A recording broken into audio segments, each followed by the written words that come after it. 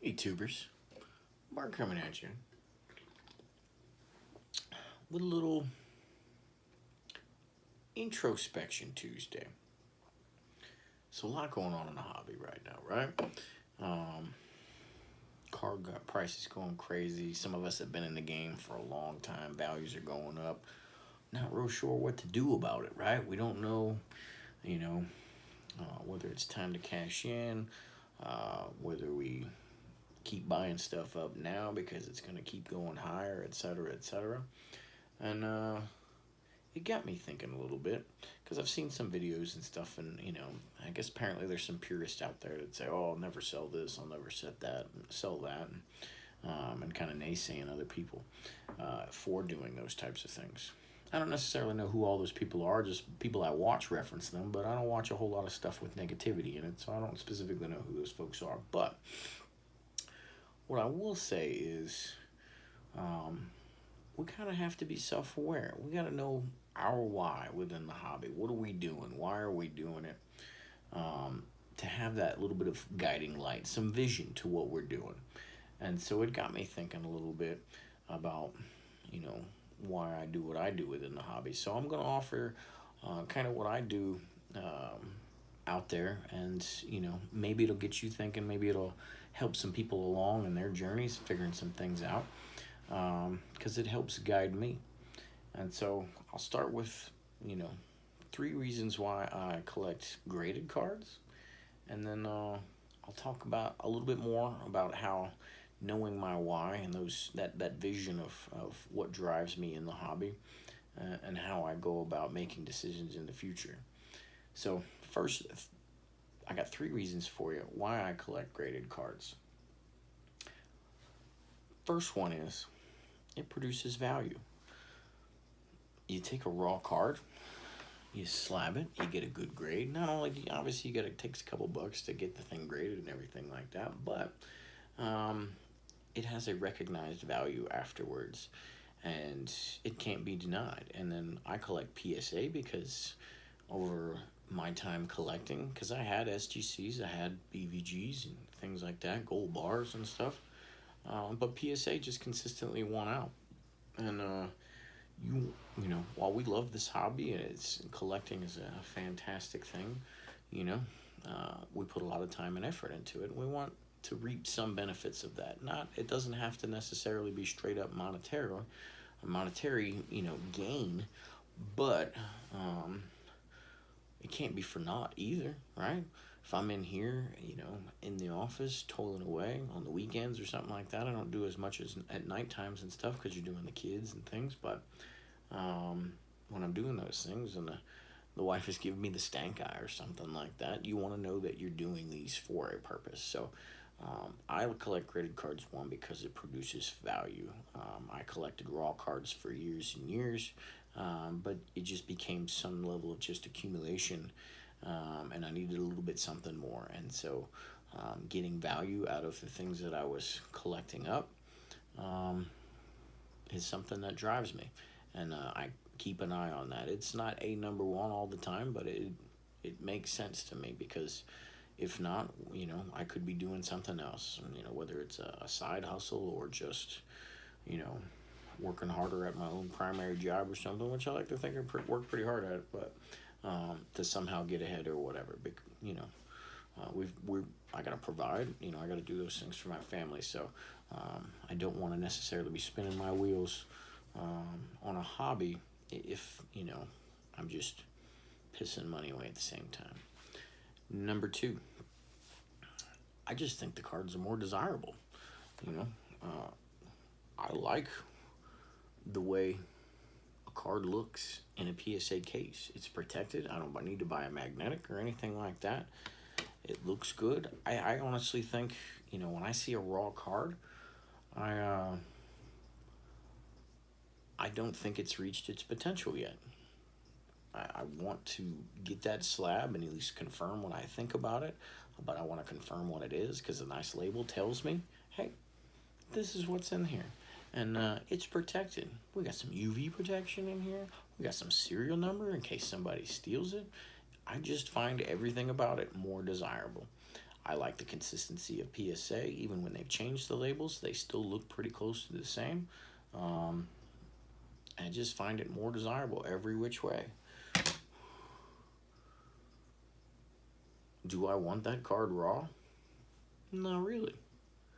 Do I want a nice, beautiful slab to show me the condition of the card, not just the player?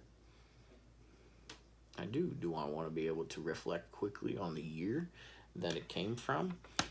Yeah, I do. And so I just like having the cards graded. As long as, when we say go back to the production of value, you know, if I made this, not even a 5-cent card, spent $10 grading it, and now it's $11 card, it produced the value, right? I at least got 95% cents increase based on how much I put into it, but I also am holding the value, right? But I will happily display that card rather than just have it sitting in a box or something like that. So it protects the stuff. It helps me know what I have, and I just enjoy that. Number 3, it's fun. It is fun grading cards. It is fun collecting graded cards. I was telling a buddy the other day, like, you get a good card or something like that, if it's raw, it's like you taught your kid, how to kick a ball and how to play soccer, and that kid by itself is only, maybe they play high school soccer, and that's pretty good. But you send that kid off to a camp. In this case, you send it to PSA. Your kid just became a D1 player, maybe a professional in soccer, all from submitting a card. That's pretty cool, right? We all like collecting for different elements. I like to think of it as it has both the brains and the bronze involved. And what I mean by that is, the brain piece is, what should I buy? When should I buy it? For how much? Will this do better than something else? And not just in value, but will it grade? I'm thinking about that the whole time. I've got to apply some thought process to it, right? Because, there's an opportunity cost. I've only got so much money to spend. Do I spend it on this or versus that?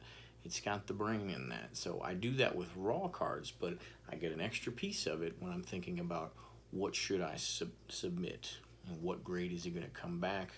Is this going to get more value versus this? Because sometimes we'll have 2 cards in our hands and, I can only submit so many. Should I submit this one or should I submit that one? All right, and it's challenging us a little bit. But it also has the brawn.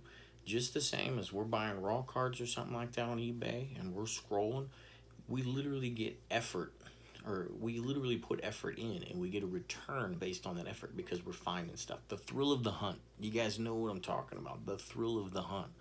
Okay, well, if we enjoy that about raw cards, it's magnified that much more because we get to take those extra steps and continue that process and just elongate the process, right?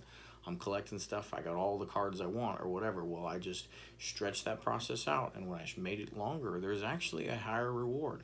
If you submit your own cards and you get the grades that you expected or even better back, there is a lot of fun in that. There's a healthy anxiety. Do I send these off? Man, I hope it goes well or whatever. Anticipation of getting cards back, and then they come back. And I'm telling you what, you submit your own card and it comes back at 10, it might as well be a 12 or 13. You could, I knew it, you're so much confirmation, you beat your chest a little bit, like it was fantastic. And so that's what drives me to collect graded cards. All right, it creates value, more desirable, and I have a blast doing it. And so many people that haven't done these things, they hate on grading cards, and I don't understand or whatever. I'm telling you, find somebody that submits card. I've got a couple buddies, and I'm like, just send me 10. Find 10 cards that you want, get it graded. I promise you, when it's all said and done, all right, you got something going on. You're thinking about it all year. There's some happiness just tied to all of that, and then when you get these cards back, You get this beautiful, bright, shiny sheen of plastic coating of protection looking you back in the face with a nice label. It's a good time. It's a lot of fun. So that's what drives me. That's the vision with which I approach collecting. So, knowing what my vision is, how do I make decisions later on? Well, I got a little graphic for you because I actually teach this in the military. I teach military decision making, and how to go about it, and the process with which you do that. So, because we have a lot of people that, in this trying time, and it's trying because, I just sent 1,175 cards to PWCC. I had to make some decisions. When to do it, was I going to do it, all of these things. I had bought a lot of cards for investment, but I didn't necessarily think I was selling it now. I thought I was waiting. My kids are still young. I thought I was going to put some kid through college later on. But when you're confronted with decision making, I got a nice little graphic for you. All right. We all got our current state, our current PC. Okay. We need to figure out what our future PC is going to look like. Easier said than done, but we got to do a little soul searching. We got to figure out what is this going to look like, How many, what's my total? What collections am I going after? Am I good where I'm at? And I'm just going to continue to build upon it or something like that with each year. I love me some Topps Heritage, so I'm just going to get a couple of those every year. I'm just going to grow it incrementally, whatever the case may be. But we got to figure out where we're going, and it takes some time. But you need to know that in order to make a decision at some point, because otherwise you're just making worthless decisions at times. It could work out. Everybody's decisions in the last year or so worked out, but in the long run, you need to have some focus on your decision making. So the difference between your current and your future, all right, that's your problem. All right, all of those details in there, whatever's preventing you from getting from here to here, that's your problem set. And so you have to frame that problem. But so many people, they're like, oh man, I got a problem. All these cards are so valuable. What am I supposed to do about it? You don't have a problem because you didn't frame anything. There's details. But if you don't know what your future PC is you can't actually make an informed decision. And that's why so many people are out wandering right now. All right. But once you figure out what the difference is between your current PC and your future PC, whether you've got too much, you don't have enough. I mean, if you're on the right track and you've already done some of this stuff, then the difference may absolutely just be, I need more time to collect cards. I need more time to make money to buy those cards. Well, that's awesome because you've got a pretty focused PC. But a lot of times, our PCs develop over time. We've got to figure it out, right? But once we figure out the difference between where we are and where we want to be, we've got ourselves a problem to work on. And that's where I say, and we call this the operational approach in the military, but you got to come up with some basic guidelines of what you're going to get after. So I put an example here. For some folks, it's just, I want to collect Hall of Fame rookies. I like refractors. I like nice and shiny stuff, right? She blinded me with the refractors. And then the other one there, some people, if I grew up in the era of 80s junk wax or something, I just want my heroes or something like that from 80s junk wax. I want, 87 Donruss Canseco's, 84 Mattingly's, and all the things like that. And that is my operational approach. That's the way, that's the direction I'm going with how I'm making these decisions and stuff. And then once you figure that out, all right, then let's make a plan. How am I going to get after this? Okay, maybe it's specific to the PSA registry. I'm going to go after, 300 great baseball cards, or if I'm the 80s guy, if that's part of my example, then I'm going to go after Mike Payne's 100 great cards of the 80s or whatever they call that. All right, I gave you mine right here. Mine is 49ers, iconic players, all right, just those big timers. I never saw Hank Aaron play. I'm going to get me some Hank Aaron cards. I never saw Willie Mays play, right? I got a Bronco Nagurski card. I've never seen Bronco Nagurski play. But they're iconic players who kind of inspire you, even through their stories and reading up on them and the lore and the sparkle in the eye of other people that did see these people and they talk about it. That excites me about it, and I want to see them remembered on a piece of cardboard. So, and that's something I get after. And then players I enjoyed. So, I collect some certain modern cards because I watch them. I want a LeBron or two. It doesn't matter if it's his rookie or not. I just want to see him on a card in a uniform that I recognized. I watched that final series that year, and they won, 4-3 on the comeback and all of those things. I just want that memorialized in some way on cardboard.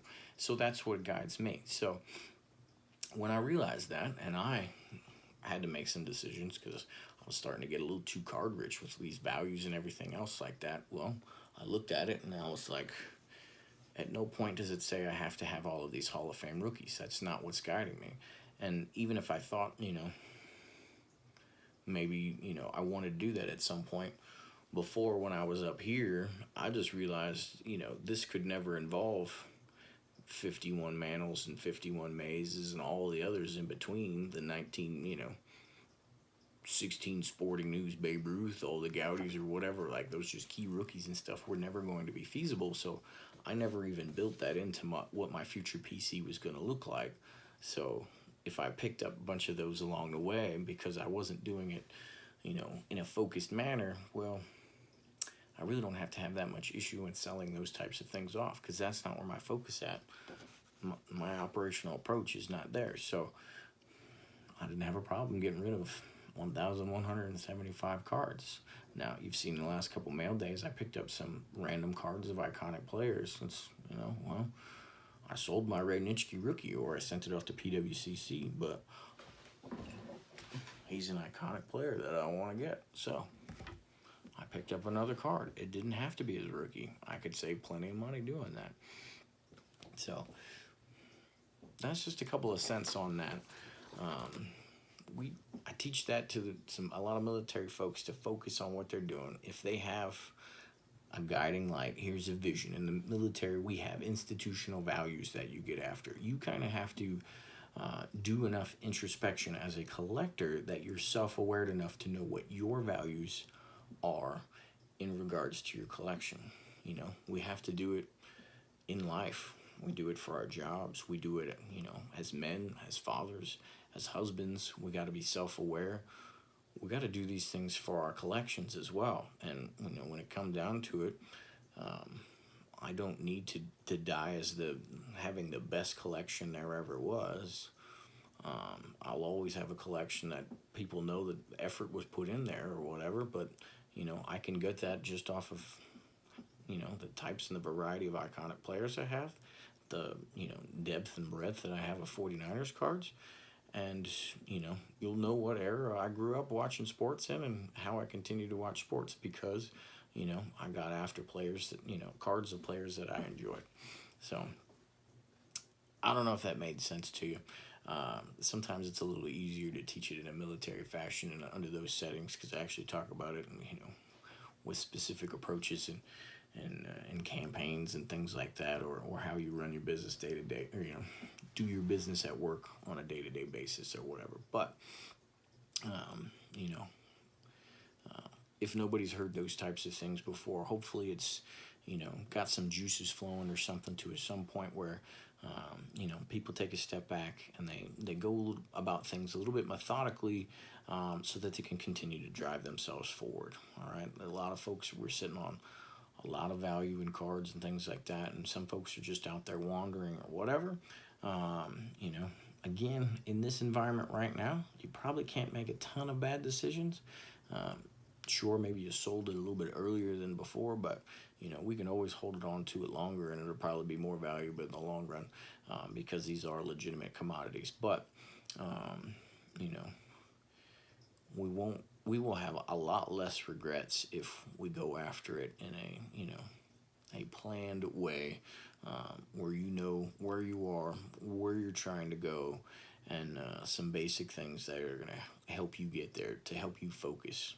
Because otherwise, we're scrolling eBay, we're going to see 100 cards, and we want all 100 cards, and we don't know why. We don't know how to prioritize, and we will go broke real fast.